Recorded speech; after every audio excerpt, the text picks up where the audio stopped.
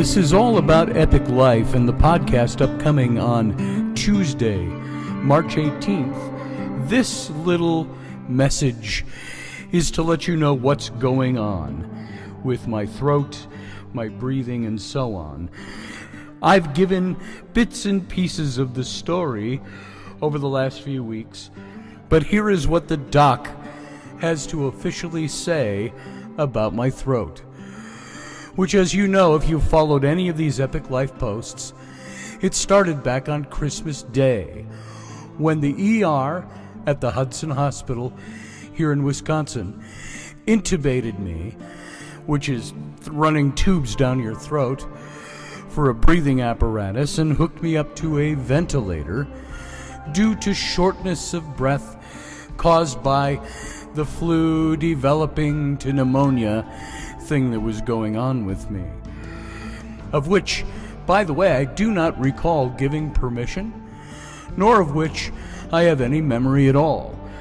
I suppose not giving them permission could be easily balanced by saying I might not be alive today if they hadn't done it, but neither Raini nor I gave them permission to do this. And I have no memory of it at all. As a matter of fact, I remember being nearly perfectly healthy on Christmas morning, despite a cough and what I thought were burgeoning cold symptoms. I apparently was not breathing very well, and Raini took me to the emergency room Christmas evening, and I have no memory of this either. Flynn had to help her get me to the car, my 15-year-old son. I learned a little bit later. And there's my breathing, which is still going on. This is what I'm getting to. The very first memory I have of that hospital stay was a couple of days later, when I heard the door open and my older son, Sam, entered my room. He came to read for me, and I'm pretty sure it was Lord of the Rings or The Hobbit. I'm a little hazy on which book it was. And I'm a little hazy on anything that happened before that moment. I don't even know if he knew I was awake at that time. Well, as I've mentioned in past posts, the tubes they put down my throat damaged my vocal cords, leaving me unable to speak above a whisper for a few weeks. Now, my speech came back, and it's almost fully recovered. It's a little raspy now because it was Tuesday of this week, Wednesday, 2 days ago, that they ran cameras and stuff down my throat to take a look at what was going on down there. And I've been a little raspy ever since, as you might imagine. So, while my speech is almost fully recovered, the damage to my vocal cords and trachea have left a layer of scar tissue.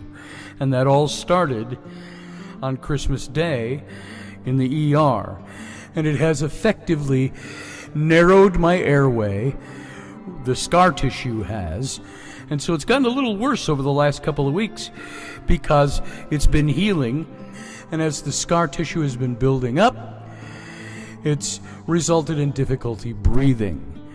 Now, just so you know, my oxygen levels are near perfect, so I'm taking in good air. But my ability to speak and breathe normally has been greatly curtailed by this. And there's no immediate threat to life or limb, which is a good thing. But the constant deep breathing and narrowed airway has me quite fatigued and frankly mentally claustrophobic at this point. Makes it very difficult to concentrate on my work and things I need to get done. Those of you who are my clients and my friends awaiting things from me, there's my excuse right now.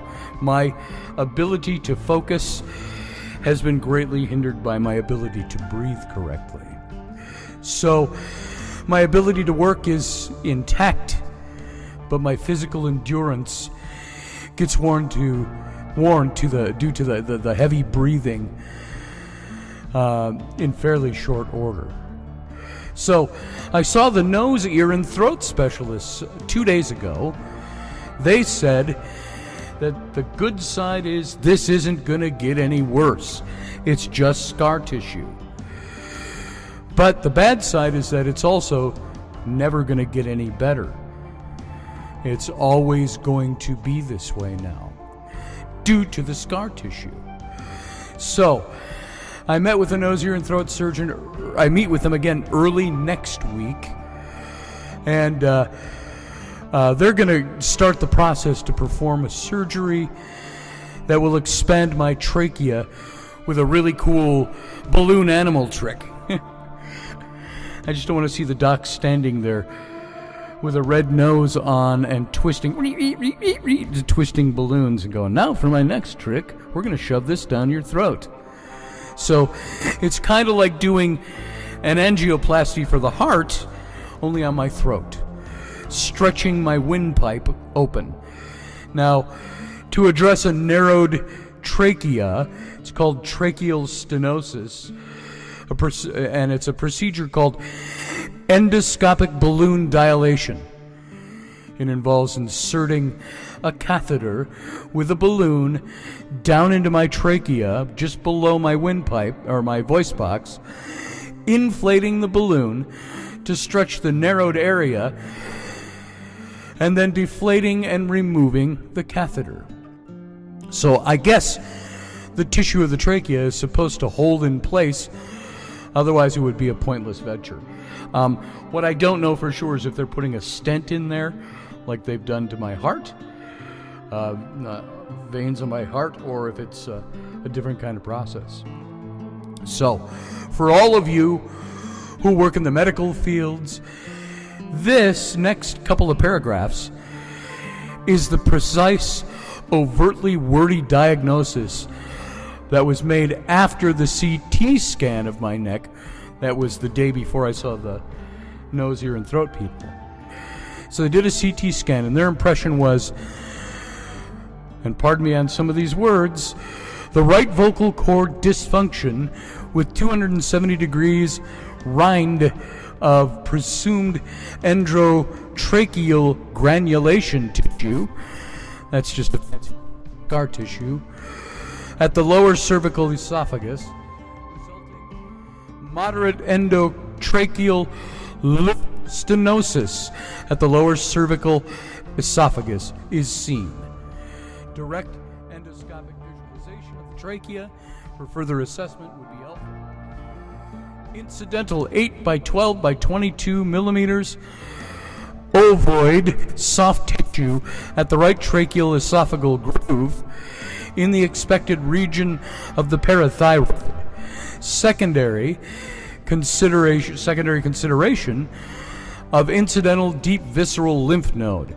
Recommend biochemical correlation for calcium dysregulation, which if present would suggest a parathyroid and adenoma, A-D-E-N-O-M-A, adenoma.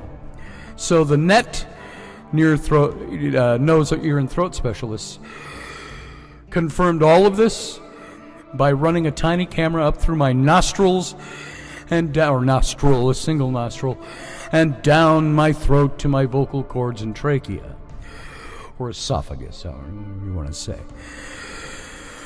So, kind of wrapping this up, I've become thoroughly convinced that had I lived during the 18th century or any time prior to that, I would most likely be dead several times over due to all the things that have happened to me just over the last 10 years alone.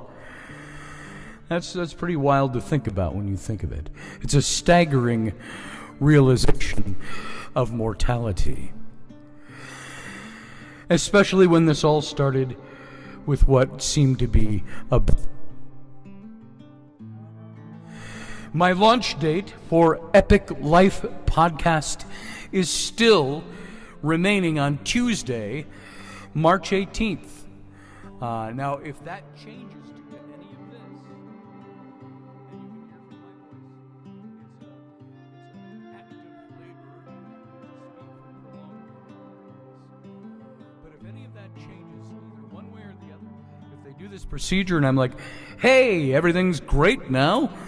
I can breathe, and there's not a lot of recovery time because I don't think they have to cut anything open or do anything. It's kind of like when I had a stent run up to my heart. It's like they take a coat hanger, untwist it, stick it in your crotch and run it up to your heart and put a stent in and leave it there. And, you know, you got to sit there for about 2 hours afterwards because they went up through a main artery. They broke blood. But after that, you're like perfectly normal. It seemed when I've had that done. This is just going down my throat and expanding. We'll see how it all works out. So, I just want to say thank you for all your love and support. I know there are many other people out there who are experiencing much greater problems than my little hill of beans here.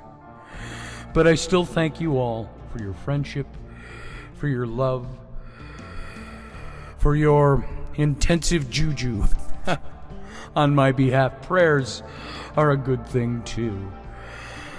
And you almost feel guilty, well I do, asking for all of that for me because my problems aren't as great as many others out there. But those of you, I'm addressing some of you specifically, you know who you are, that have expressed this kind of love and support. And I appreciate you, and you'll always be in my heart. So everybody, thank you for listening.